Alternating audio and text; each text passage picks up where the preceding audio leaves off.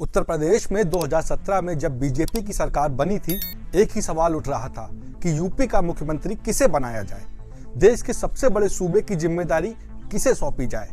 कई नामों पर चर्चा चल रही थी, लेकिन पार्टी ने चुना एक ऐसा नेता जिसकी छवि एक कट्टर हिंदूवादी ब्रांड नेता की थी।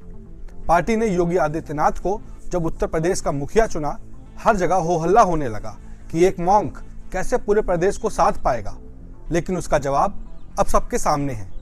नमस्कार, मैं कौशल और आप देखना शुरू कर चुके हैं द देश। उत्तर प्रदेश में पहली बार जब 2017 में योगी आदित्यनाथ मुख्यमंत्री बने तो उनकी छवि एक कट्टर हिंदूवादी नेता की थी, लेकिन करीब 6 साल बाद लखनऊ की गोमती नदी में पानी बहुत बह चुका है और अब योगी आदित्यनाथ कट्टर हिंदूवादी छवि के साथ ही विकास पुरुष की नई परिभाषा भी करते नजर आ रहे हैं।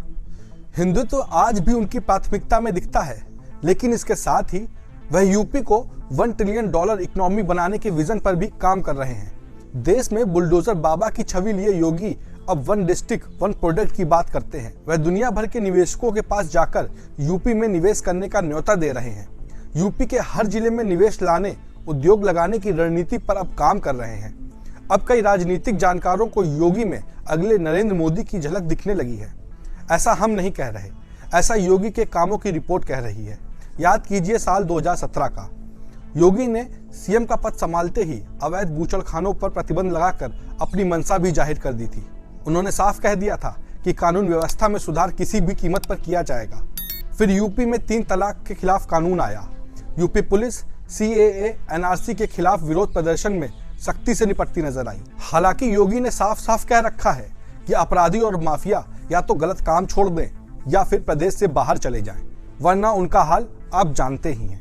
आज योगी आदित्यनाथ ने बीजेपी के मुख्यमंत्रियों के बीच अपनी एक अलग पहचान कायम कर ली है। योगी यही नहीं रुके, उन्हें पता था कि विश्व स्तर पर अगर उत्तर प्रदेश को अलग पहचान दिलानी है तो उसके लिए उन्हें प्रदेश की अर्थव्यवस्था पर काम करना होगा, जिसको लेकर अब योगी सरकार पूर्ण रूप से समर्पित दिख रही है। यूपी में पहली बार 1 डिस्ट्रिक्ट 1 प्रोजेक्ट की योजना आई। इस योजना के माध्यम से तमाम जिलों को उनके पारंपरिक उद्योगों का ब्रांड बनाने की कोशिश शुरू हुई। मुंबई की तरह योगी आदित्यनाथ ने नोएडा में फिल्म सिटी बनाने का ऐलान कर दिया।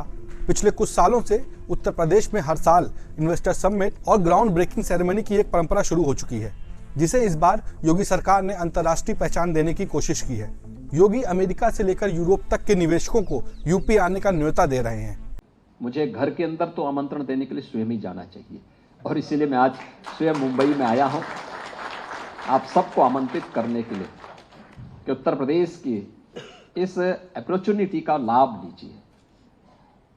ढेर सारी संभावनाएं हैं, आपको भी, आपकी निवेश को भी सुरक्षा की गारंटी राज्य सरकार देगी। मानवीय हस्तक्षेप 0 है। आपने MOU किया, वहीं से मुख्यमंत्री कार्यालय इन सब की मॉनिटरिंग करना प्रारंभ कर देगा। उसमें फिर आपको कहीं जाने की आवश्यकता नहीं। कोई भी आपके किसी कार्य में हस्तक्षेप नहीं करेगा। पहले हिंदुत्व की बात करने वाले अब योगी यूपी को अगले 5 सालों में $1 ट्रिलियन की इकोनॉमी वाला प्रदेश बनाने में लगे हुए हैं। योगी का कहना है कि यूपी में 96 लाख MSME एक्सप्रेसवे की एक श्रृंखला, पर्याप्त मात्रा में जल संसाधन है और यह तेजी से अपने बुनियादी ढांचे का निर्माण कर रहा है। यूपी एक निवेश गंतव्य है और समान रूप से यह एक बड़ा बाजार है। भारत में और कहीं की तुलना में यहाँ सबसे अधिक युवा हैं जो कि इतिहास रचने का मद्दा रखते हैं। योगी के इस बदले रूप से हर कोई प्रभावित हो रहा है, तभी तो रातों रात योगी अचानक ट्विटर पर ट्रेंड करने लगते हैं। फिलहाल इस रिपोर्ट में इतना ही। यह रिपोर्ट लिखी थी हमारे सहयोगी भरत शर्मा ने। आपको यह रिपोर्ट कैसी लगी हमें कमेंट कर जरूर बताएं। साथ ही चैनल को सब्सक्राइब करना ना भूलें। नमस्कार।